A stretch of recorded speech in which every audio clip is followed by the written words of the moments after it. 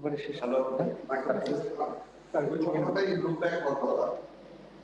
দেখেন তো। Hello, hello, এখন দেখুন তো। Hello,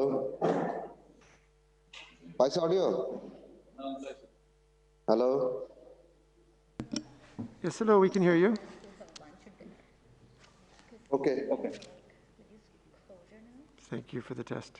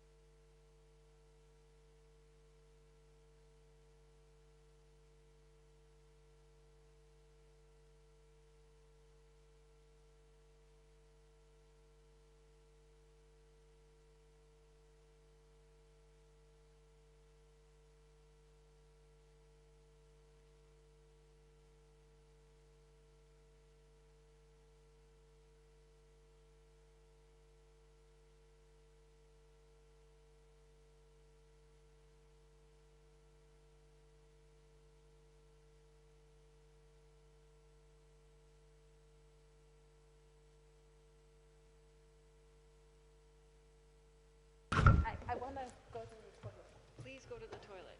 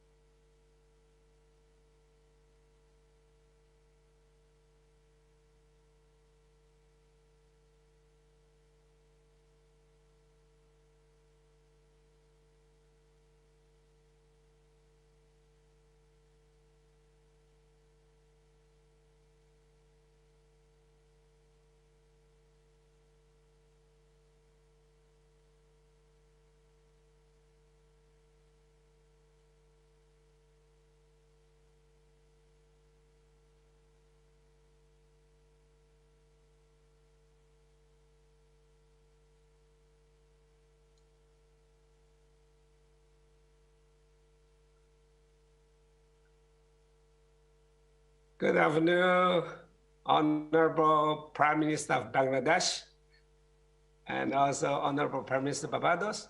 Here is FAO speaking. Welcome, sir. We can hear you very well. Please stand by. We're going to be beginning shortly. Okay, please. Hi, morning.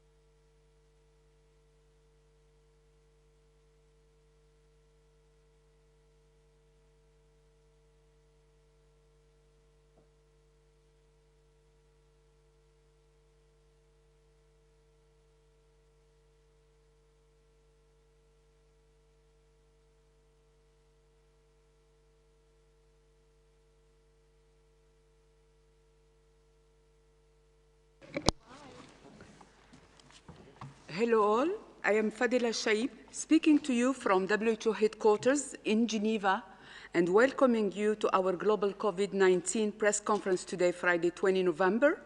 As you may know, this week is World Antimicrobial Awareness Week. In addition to COVID-19 issues, today's press briefing will have a special focus on the WHO, FAO and OIE launch of the One Health Global Leaders Group on antimicrobial resistance. Let me first introduce you to the WHO experts who are present with us or remotely.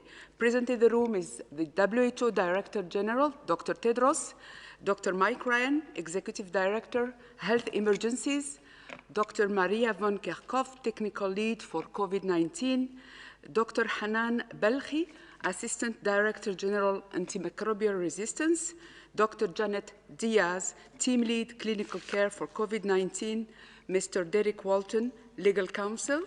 Joining us remotely is Dr. Mariangela Simao, Assistant Director General, Access to Medicines and Health Products, and Dr. Sumya Swaminathan, Chief Scientist. Also in the room is Dr. Hailisus Helaton. He's the Director for Global Coordination and Partnership, AMR Department. Now, without further ado, I would like to hand over to Dr. Tedros for his opening remarks and to introduce our distinguished guests. Dr. Tedros, you have the floor. Thank you. Thank you, Fadila. Good morning, good afternoon, and good evening. More cases of COVID-19 have been reported in the past 4 weeks than in the first 6 months of the pandemic. Across Europe and North America, hospitals and ICU units are filling up or full.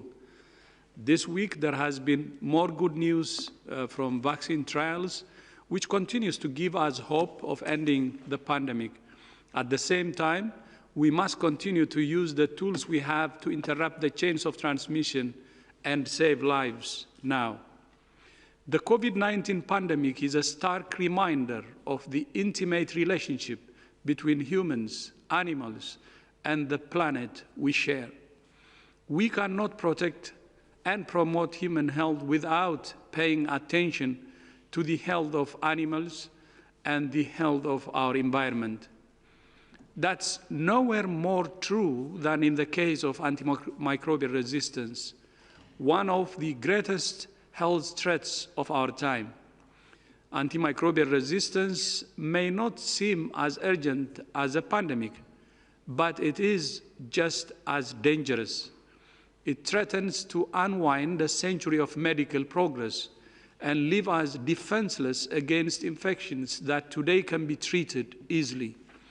Although antibiotics are a key focus, antimicrobial resistance also includes resistance to medicines for HIV, malaria, neglected tropical diseases, and more. Wednesday marked the start of World Antimicrobial Awareness Week, an annual opportunity to raise awareness of antimicrobial resistance and encourage best practices among the general public, health workers, and policymakers to slow the development and spread of drug-resistant infections. The slogan for 2020 is "Antimicrobials Handle with Care." For years, WHO has been working with the Food and Agriculture Organization of the United Nations and the World Organization for Animal Health to address antimicrobial resistance and other health issues that arise from the interaction between humans and animals with a One Health approach. Our 3 organizations, called the Tripartite, conduct regular surveys to monitor country progress on antimicrobial resistance. Our latest report, with data from 136 countries, shows that almost 90% of countries have national action plans for antimicrobial resistance, but only 20% have identified funding for implementation. To help address that gap, together we have established a trust fund to support low and middle-income countries to develop a truly One Health approach to addressing antimicrobial resistance. Thanks to the governments of the Netherlands, Sweden, and the United Kingdom, to date we have raised $13 million, which will provide the first round of support to 11 countries. Just this week, we have launched the implementation in Indonesia. Additional funds will be required for the next round of investment.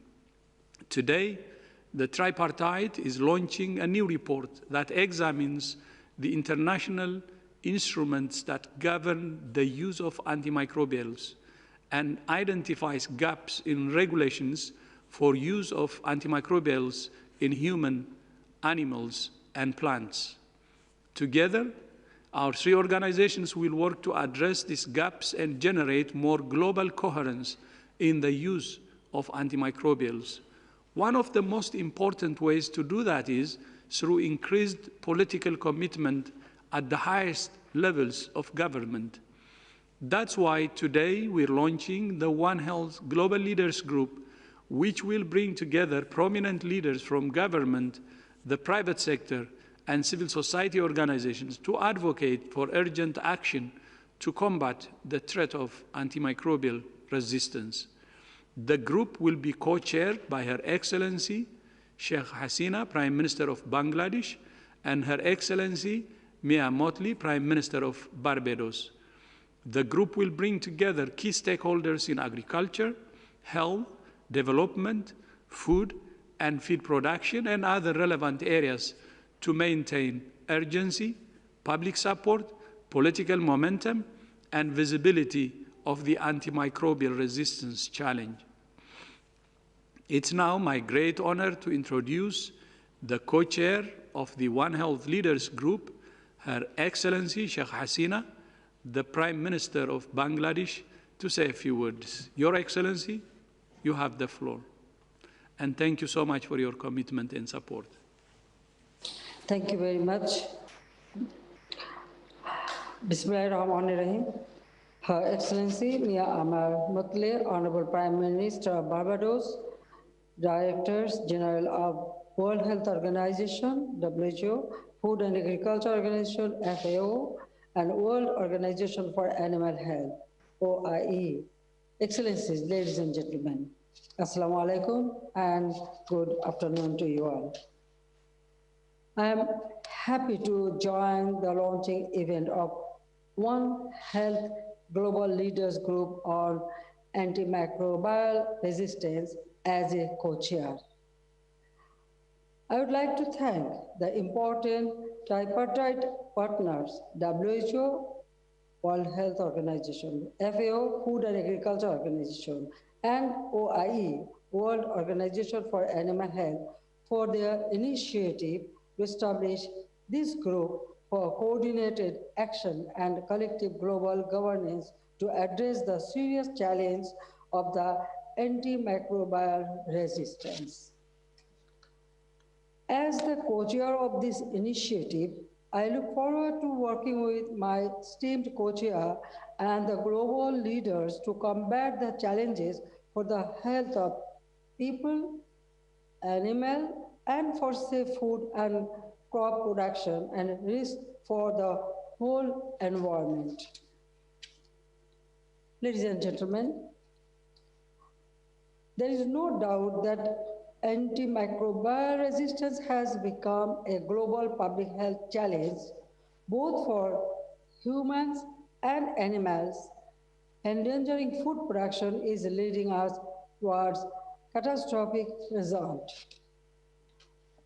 We are running out of available antibiotics and soon would face another global emergency far severe than the current COVID-19 pandemic.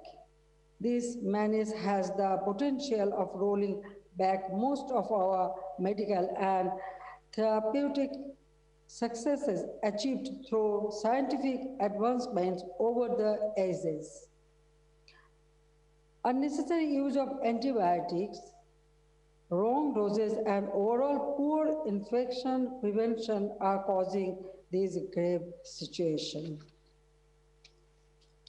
Inspired by the WHO Global Action Plan in 2015, we, Bangladesh, formulated the National Action Plan for Antimicrobial Resistance Containment 2017 to 2022. In Bangladesh, this document and its associated roadmap speak about our government's policy, thrust, and commitment to address AMR. This is an important component of our efforts to ensure universal health for all in our country. Now we need worldwide coordinated actions to monitor the nature of infections, to implement required control measures, and to raise global awareness against widespread use of antibiotics. We should also ensure affordable access to new antibiotics by all. For this, I also call for increased internationally coordinated investment for more research for inventing a new generation of antibiotics.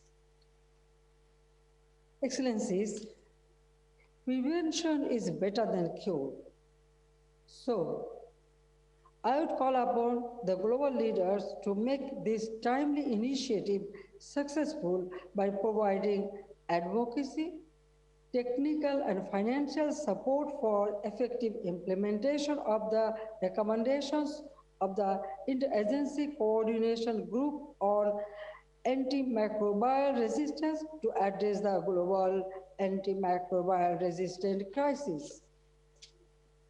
I hope this leaders group will be successful to mainstream this vital health issue in all our important discourses, contributing to the united global effort to fight the ominous development of antibiotic resistance.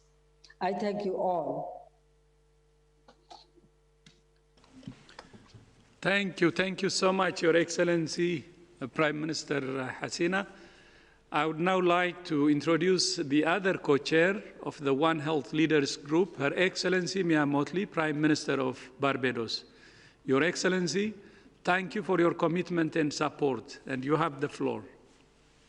Thank you very much, Director General Dr. Tedros Ghebreyesus, Your Excellency Sheikh Hasina, Prime Minister of Bangladesh, Dr. Q Dongyu, Director General of the FAO, Dr. Monique Elwa, Director General of the World Organization for Animal Health. My government is honored to be asked to co-chair the One Health Global Leaders Group on this important area at a time when antimicrobial resistance has been identified as one of the signal threats to development over the next century. For us, there are too many, from the climate crisis to the pandemic to this. And therefore, we've determined that we must face it head on.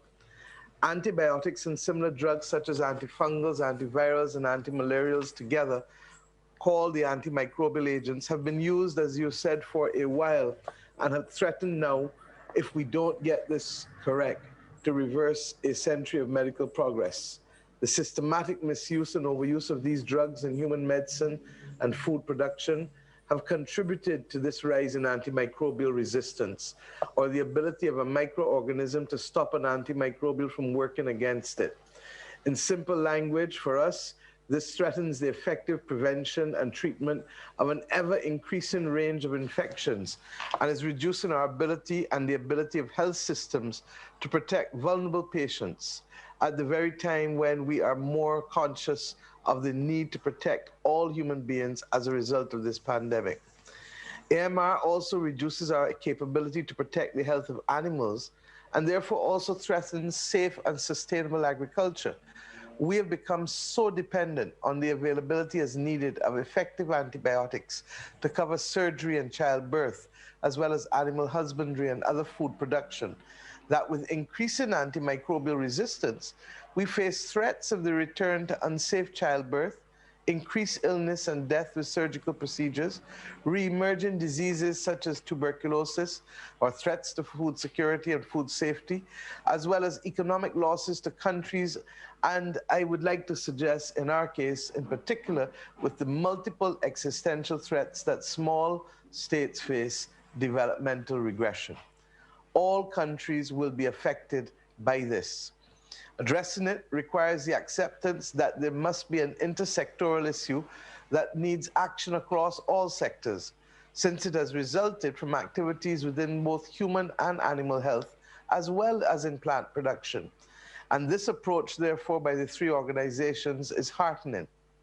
It requires a commitment to continued action within and across countries at all stages of development, from the very developed to the developing countries. The formation of this group, therefore, for advocacy and advising on best practice is clearly an acknowledgement of these realities. The goal of this group is to ensure that attention is kept on this important subject so that progress is shared. I must confess that at a personal level, I first learned about it a couple years ago through a documentary. And it just proves that we need to be able to speak to our people through multiple different media and not just from a scientific or government policy perspective. It is the awareness among our populations that will also place pressure on the systems to ensure that sufficient funds are invested in this area of research so as to ensure that we really do not reverse a century of medical progress. Like many other countries in the world, Barbados completed a 5-year national action plan to combat antimicrobial resistance using the One Health principles, which shared the goals and objectives of the Global Action Plan on the same issue. Since then, the Multi-Sectoral Steering Committee has been conducting a stepwise implementation of the plan, starting with the strengthening of infection prevention measures after a health facility audit and an antibiotic stewardship in the Lone Public Tertiary Care Hospital in Barbados. The focus on infection prevention has served us well for the preparation of ourselves as we fight off this pandemic. We are also part of a South-South collaboration with the government of Argentina, the Pan American Health Organization, and the Caribbean Public Health Agency, started last year in 2019 to strengthen laboratory diagnosis of antibiotic resistance. Our experiences with implementation have served to highlight that education alone is not sufficient to change practice. At country level, testing infrastructure and materials, as well as trained personnel, are needed to identify gaps in best practice. Other resources are necessary to allow alternative ways of doing business, all of which are dependent on financing and partnership. The Prime Minister of Bangladesh made the point that we need to ensure equitable access for all across the globe. And we are even more sensitive to this reality given what we are facing with the pandemic. I hope that the world will find both the political will and the financial resources to encourage a multi-sectoral and multi-dimensional approach such that we can conquer this problem by putting sufficient resources behind the research necessary for us to move to the next level. There is a view that we have not put sufficient resources to advance progress on combating antimicrobial resistance. It is a view that Barbados shares. We are therefore committed to doing whatever we can, along with whoever we can, to achieve success in this struggle.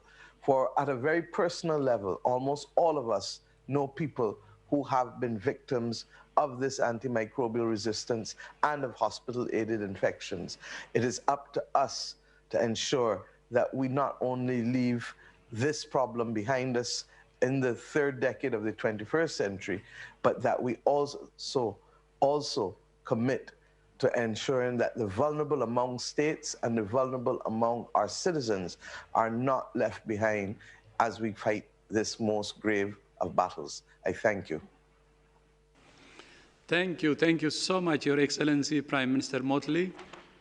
And I'm also very proud that my new granddaughter actually shares the same name with you, Mia. So I'm really proud, and thank you for your support and commitment. I'm also delighted to be joined today by my colleagues in the tripartite, Chu Dongyu, Director General of the Food and Agriculture Organization of the United Nations, and Dr. Monique Elliott, Director General of the World Organization for Animal Health. Mr. Chu, welcome, and you have the floor. Thank you. Thank you, my brother, and Your Excellencies, Prime Minister of Bangladesh and Barbados, ladies and gentlemen. I'm so happy to see all of you are safe and well. Taking this opportunity, I would like to thank my brother, Dr. Tedros, for the great leadership in combating the COVID-19 pandemic. Today, we are here to announce the establishment of the Global Leaders Group on the Antimicrobial Resistance, AMR. It is an important milestone of the AMR global agenda and will play the key role in global governance. The Global Leaders Group will have a catalytic impact and demonstrating the strong leadership and advance the response on AMR, which will sustain the political momentum and build the public support and resources mobilization at the regional and national levels. FAO is committed to work together with the WHO and OIE in tackling the AMR through the One Health approach. A new FAO action plan on AMR for 2021 to 2025 will be launched next year. This will consolidate FAO position to contribute to international efforts to combat AMR and to provide further support to government, producers, traders, and other stakeholders in adopting measures to minimize the use of antimicrobials and contain AMR. AMR is everyone's business. We are now in the middle of World Antimicrobials Awareness Week. FAO's theme for this week is AMR is here and now and united to strengthen food system and secure livelihoods. A series of events are planned this week to increase awareness and stakeholders' engagement. During the COVID-19 crisis, we must not forget that the AMR is a slow-motion pandemic with a significant long-term threat to the global public health and food security, which needs multi-stakeholders' engagement. If AMR is left unchecked, the next pandemic we face could be bacterial and much deadlier if the drugs needed to treat it do not work. AMR is here and now, so we need to double our efforts and strengthen our partnership with all stakeholders, international organizations, private sector, and civil society, because only together can we achieve the one world, one health, and one planet we are living on. Thank you for your contribution and engagement and commitment. Over to you, Mr. Tedros. Thank you, DG Chu. Thank you so much for your partnership and friendship. And now it's my honor to introduce the Director General of the World Organization for Animal Health, Dr. Monique Elliott. Monique, welcome, and you have the floor. Thank you very much for your introduction, and thank you for giving me the floor. Excellency, ladies and gentlemen, good afternoon, good evening. As you know, while we are all experiencing the global crisis due to COVID-19, severely impacting our life and altering the livelihoods of million families, we also must remain vigilant to other looming global health threats, such as antimicrobial resistance. The good news, because we have a good news, is that we know how to tackle antimicrobial resistance to avoid this issue becoming the next global crisis. But we need to act together and act now. At the World Organization for Animal Health, we also strongly believe in the fundamental idea of the One Health concept, whereby the health of humans, animals, plants, and the environment are considered intrinsically linked, and where global health risks such as antimicrobial resistance need to be addressed through this lens from the outset. The tripartite, our three-way partnership between the FAO, WHO, and OIE, and UNEP, which soon, has been collaborating for over a decade to combat this growing problem, committing resources and energy into targeted activities based on the One Health approach to prevent an AMR crisis to arise. Within the animal sector, for instance, the OIE continues to strengthen veterinary services governance through appropriate and updated legislation and regulations. And the tripartite international instruments publication to the WHO DG, as referred to a few minutes ago, is an additional tool for doing so.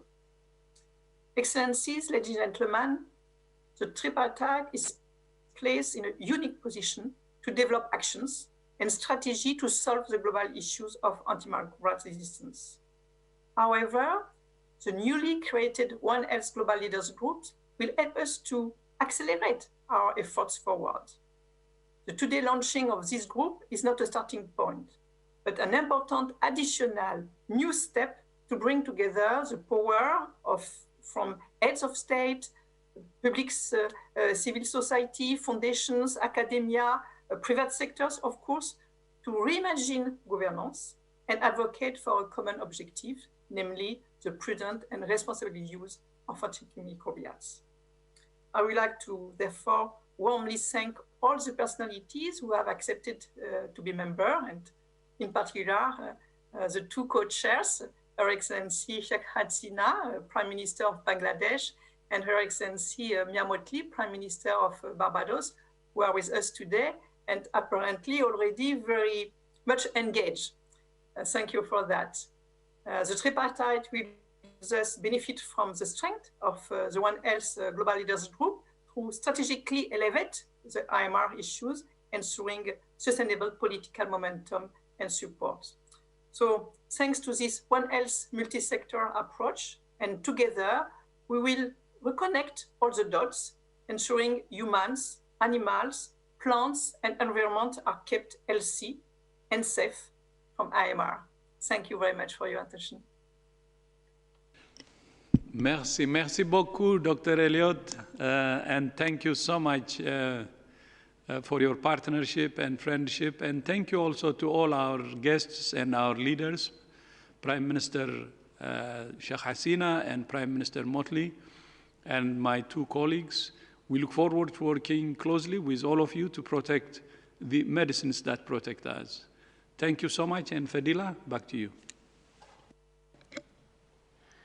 Thank you, Dr. Tedros. Just reminding journalists that we have a simultaneous interpretation in 6 UN official languages plus Portuguese and Hindi. I would like now to open the floor to questions from members of the media. I remind you that you will need to raise your hand under the raise your hand function in order to get in the queue and to ask questions and unmute yourself. Can I maybe make a suggestion to our friends from the media?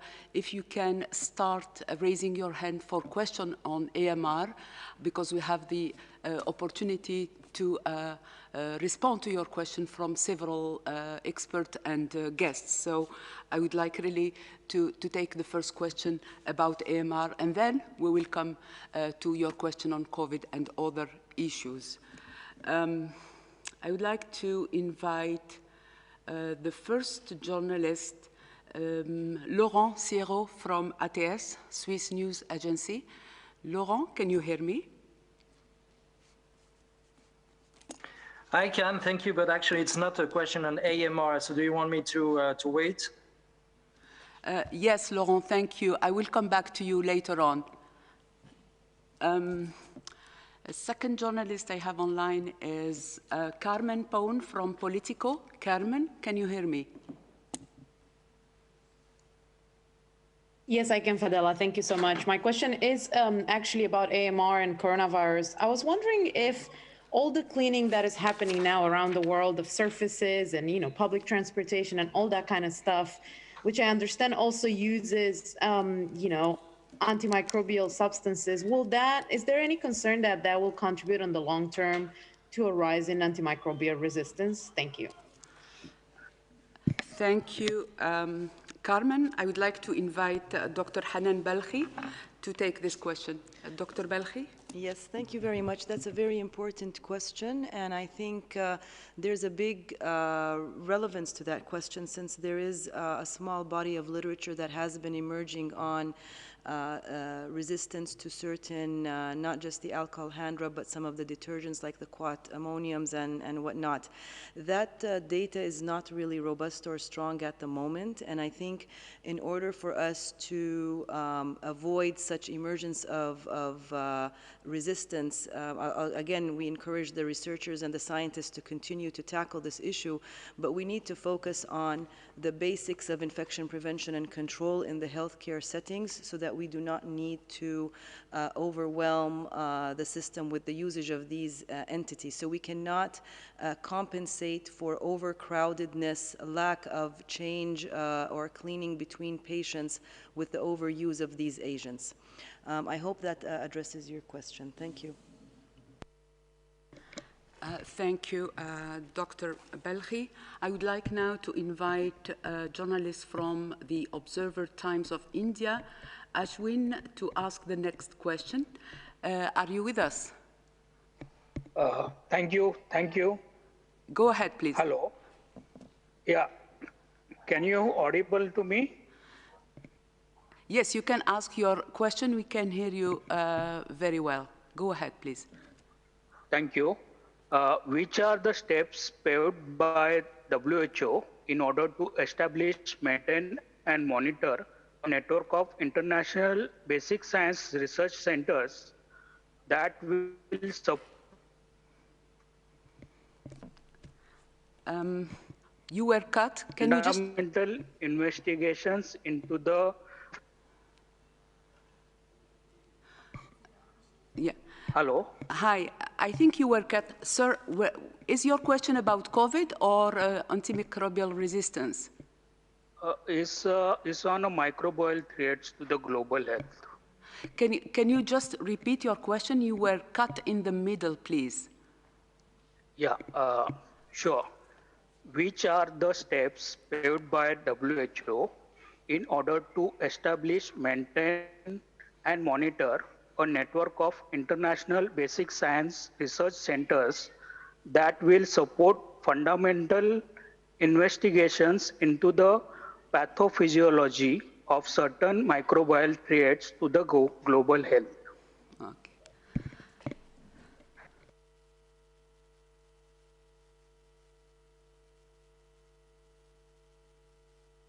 Thank you. I would like to invite Dr. Haile Getahom, Director for Global Coordination and Partnership, to take this question. Thank you very much. I understand the question refers to the network of researchers and centers. Yes, WHO is working with collaborating centers in certain different areas that address antimicrobial resistance, and we have also a system of collecting and strengthening the network.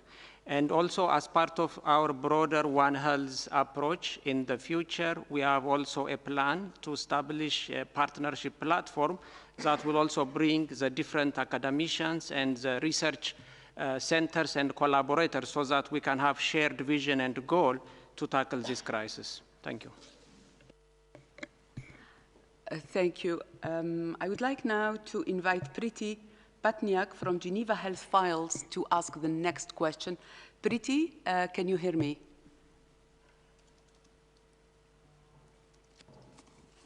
Hear me? Yes, very well. Go ahead, Priti. Yes, thank you for taking my question. My question was on remdesivir. Can you please clarify whether remdesivir continues to be a part of the one of the arms of the Solidarity trial? And when will WHO share the trial data with other regulators? Thank you. Okay, thank you. Priti, I wanted really to take the first questions about AMR to take the advantage of the presence of so many experts and guests.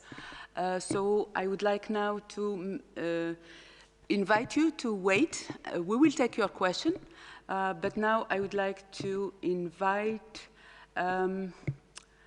Peter Kinney from Anatolu to ask the next question if it is about AMR. No, my question is not about AMR. Okay, so I think we will take the question about remdesivir. Janet Diaz? Yeah. Priti, can you just repeat your question? Priti? Can you hear me now? Yes. Can you just repeat your question, please? Yes, my question was whether and why remdesivir will continue to be a part of the, one of the arms of the Solidarity trial, and when will WHO share trial data with other regulators? Because we understand that these are interim results, but are you going to share the whole data with other regulators, and at what point? Thank you. Thank you. Dr. Diaz will take this question. Thanks so much. So I'm going to just give a brief response on behalf of the colleagues that are actually in the research and development group that do the Solidarity trial. My role is mostly in writing the clinical guidelines. The Solidarity results are available in preprint, and those are publicly available, and that provided some of the largest evidence source for the guideline that we published in the recommendation we made today. That is currently under peer review in a journal, and from what I know, will be available shortly. I could come in, Fadela. Thank you. Fadela, I could add. Yes, please, Sumia, go ahead. Yes, thank you, Preeti.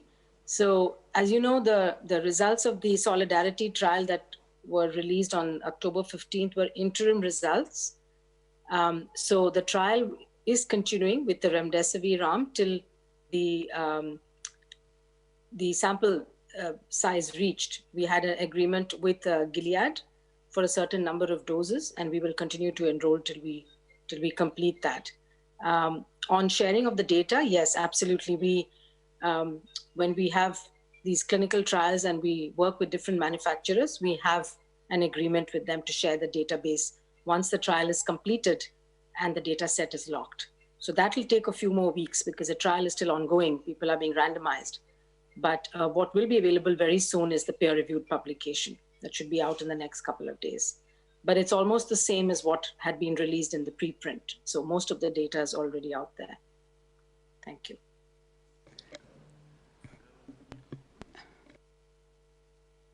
Can I just add to what Sumia said? That process at the end in terms of the raw data and the tables, that is a very careful process that each trial has to go through, and that is WHO is operating according to the best practices with all of the external oversight, the internal oversight, and the mechanisms to ensure that those final data sets are absolutely correct and reflect exactly what happened in the trial. So this is absolutely standard practice for what we're doing. The preprint, moving into what was being published imminently, the work that Janet and her team have led, which has been a very careful process at looking at our living therapeutic guidelines. Because in the end, all of this matters in the front line. Can frontline doctors and nurses get the information they need to make clinical decisions about the best use of drugs that will best help their patients? And this is what we're really aiming for. This isn't the battle of the scientific publications. It's not a battle of drugs. It's not a battle between drug companies. This is about getting the best possible information into the clinical teams who save lives on wards and giving them the best possible chance of helping people. The work that Janet, her team, and so many hundreds of clinicians around the world have done over the last number of weeks is to do a systematic review of all of the data available on therapeutics and ensuring that clinicians have access to the best possible synthesis of all of the data and all of the research collected. Sumia's team, the R&D team, Janet's team work in a fantastic collaboration of upstream science and discovery, trials, and downstream delivery of best practice. I've never seen a better example of how those worlds have engaged and interacted to the benefit of the people who need our help most. Can I compliment Adela? Hello, I think Dr. Simao, do you want to add something? You have the floor. Yes, very quickly. It's just on the communication to the national regulatory authorities. As you know, WHO had a condition pre-qualification based on data available in earlier trials earlier in the year. And right now, with the communication of the report and the guidelines coming out of WHO, the guidelines of recommendations on remdesivir, WHO has notified the producer, the manufacturers who have answered to the expression of interest for the pre-qualification of remdesivir and has suspended the pre-qualification that he had, the conditional pre-qualification that he had already issued in October until further review of further data. And at the time that we do this, all the national regulatory authorities are notified. Thank you all. And I would like now to invite once again Laurent Siro from ATS, the Swiss news agency, to ask his question. Thank you for your patience, Laurent. Go ahead. Thank you, Fadela. There was a British study released today that shows that most of the people infected seem to be immune now for at least 6 months before being threatened to be reinfected. Have you changed your observations on that question? Thank you. I'll begin and pass to Maria. No, first of all, this is really good news to see that we're seeing sustained levels of immune response in humans so far out, and it's good news to see that, and we really commend the researchers for doing those longitudinal studies, and this is something that WHO is coordinating with many groups around the world, not just doing one study, but looking at the same group of people over a long period of time, because that's going to give us the best data on things like this. But we will obviously absorb this into our living systematic reviews on this. This is potentially significant news. It extends the period for which we know there is likely protection, and hopefully that period will extend further and further. But we know there may be limits to that. It also gives us hopes as well on the vaccine side that if we start to see similar immune responses to the vaccine, we may hope for longer periods of protection. But Maria will have more details on how we're tracking that here. Thanks, Mike, and thanks for the question. Yes, so this is very good news of research that's coming out from this group and also other groups that are following individuals over time. So what we are seeing, and you've heard us speak a lot about this, about really trying to better understand the body's reaction to infection in terms of the development of antibodies and neutralizing antibodies in particular. And what we're seeing now as the pandemic, we're reaching almost a year into this pandemic, some of those early cases are now being followed over many months. And these are studies that collect samples from those cases, those patients who have now recovered, but collect samples over every month or every few weeks or so. And we're now getting up to 4, 5, 6 months of actually tracking them and looking at the antibody responses.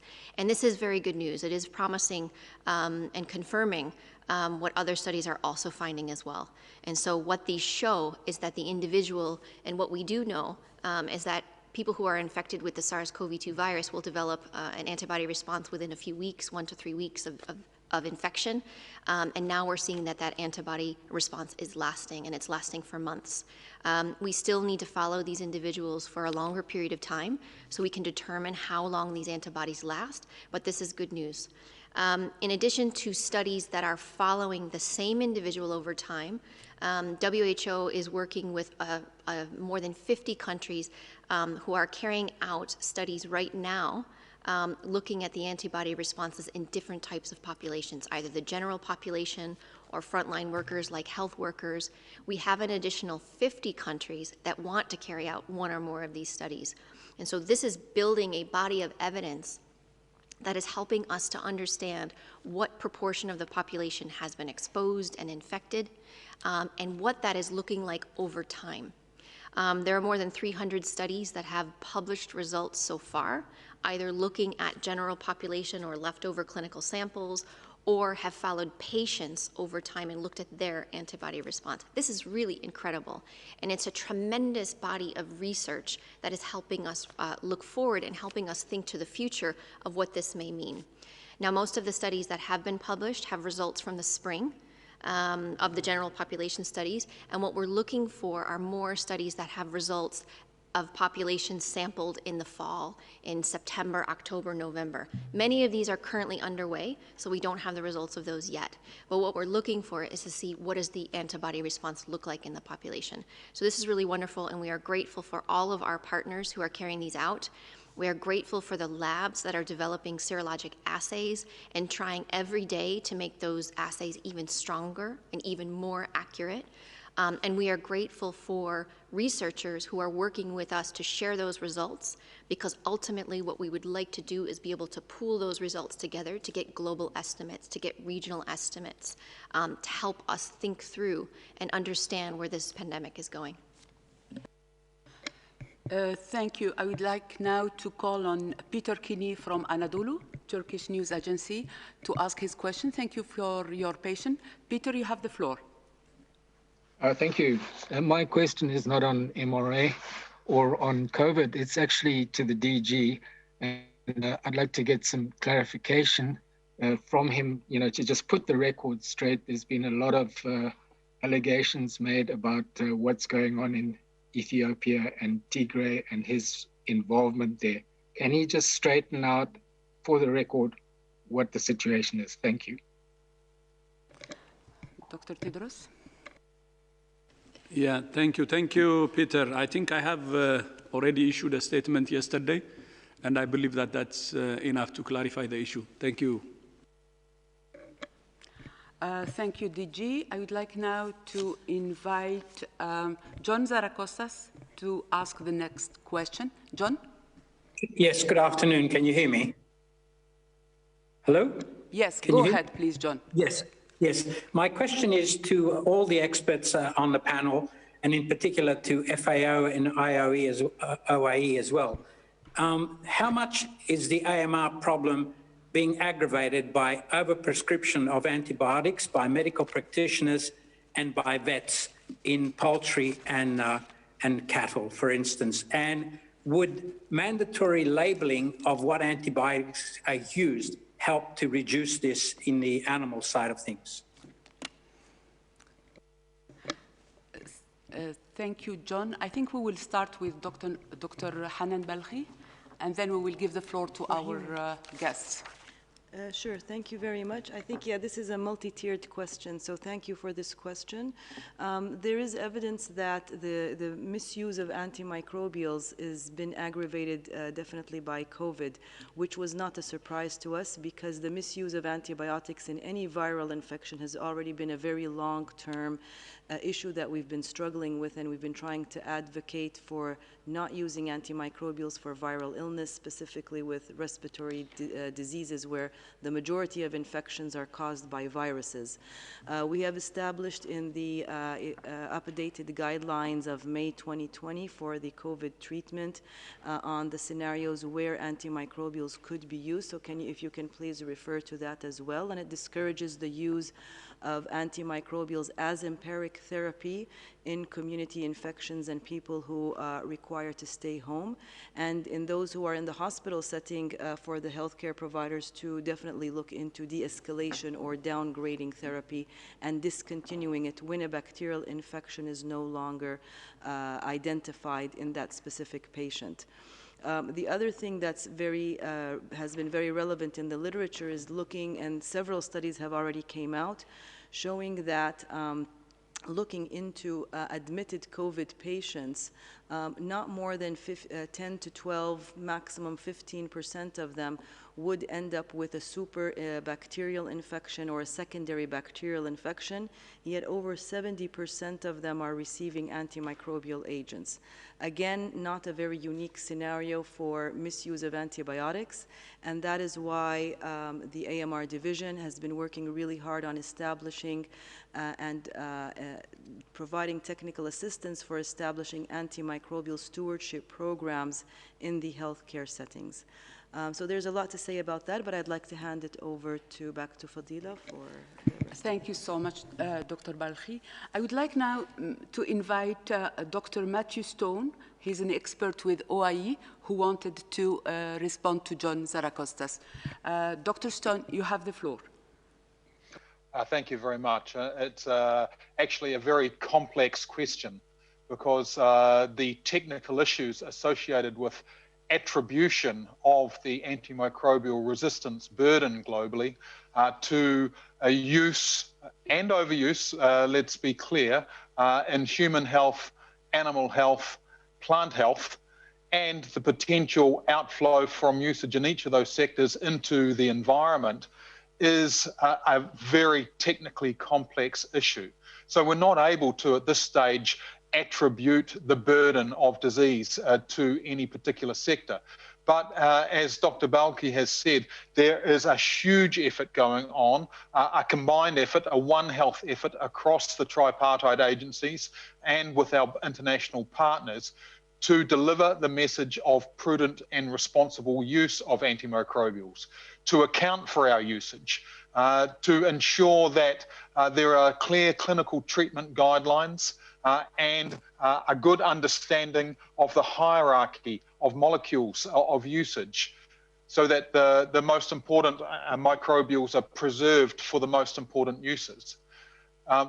Let me also note that in the animal health sector, the OIE has a long-standing program. We're now into our 5th year of data collection to work with our member countries to understand their usage patterns of antimicrobials in animals, across terrestrial animals and aquatic animals, to understand what molecules they're using and what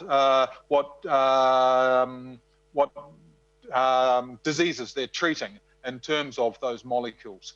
We're producing an annual report, and this accounting mechanism, this transparency associated with usage, is allowing countries to track their own usage and hopefully drive that usage down, but most importantly, drive it towards prudent and responsible use. Over. Thank you so much. I would like now to invite Simon Ateba to ask the next question. Simon, can you hear me?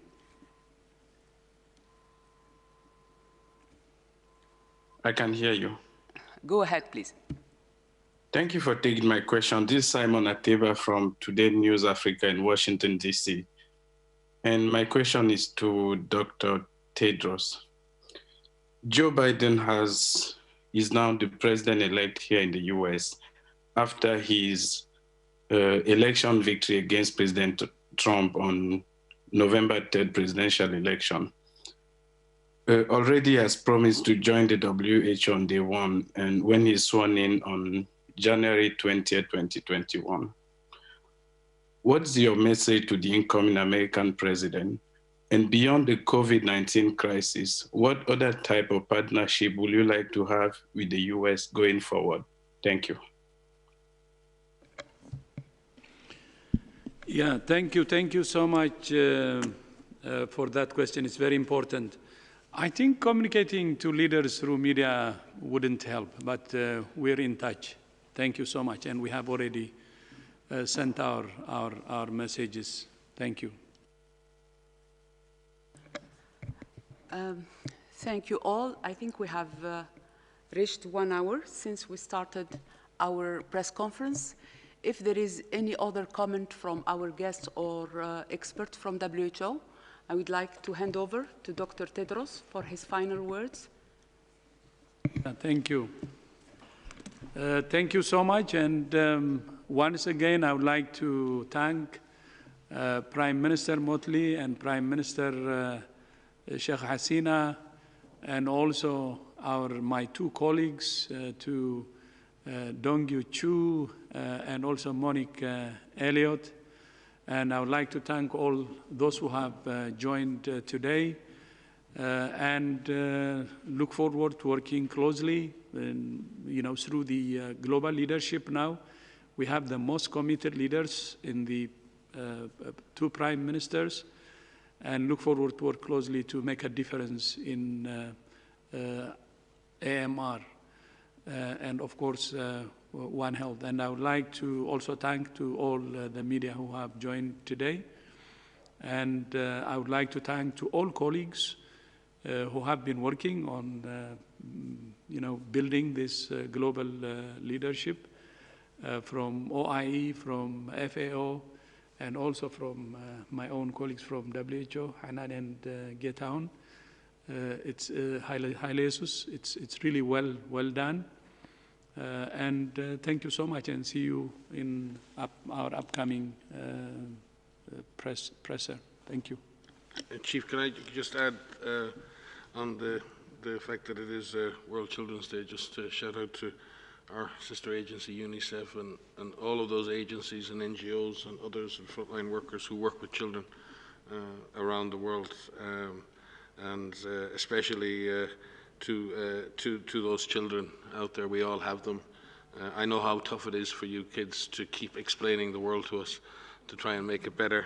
And as JFK said, I think we should listen to this as adults, that children are the living messengers we send to a time we will not see. And I think if we think about our children in that way, we will see that they are the true value of our society and the true resource that we send to the future. So, as you said in your speech, DG, but from the staff at WHO as well, I think we stand today with those who stand for children. Yeah, thank you for reminding me that, Mike. I would be happy to join Mike in this. And as you know, today is World Children's Day. And as our colleagues at UNICEF say, it's a day to reimagine a better future for every child. And we would like to send greetings to Henrietta Fore and all our UNICEF colleagues. Although children are less at risk from severe COVID disease, children have suffered from the pandemic in many ways, and our response to the pandemic and the way we recover from it will shape the world our children grow up in. That makes it even more important to fight the pandemic with every tool at our disposal to save lives now and give our children a better future. I thank you. Thank you, DG. Just reminding journalists that they will be receiving the DG opening remark and the audio file just after this press conference. The transcript will be available as of tomorrow on the WHO website. Thanks to journalists who are following us regularly, and special thanks to our interpreters team. If you have any follow-up question to WHO or our sister agencies, please don't hesitate to contact the media team at WHO. And have a nice weekend.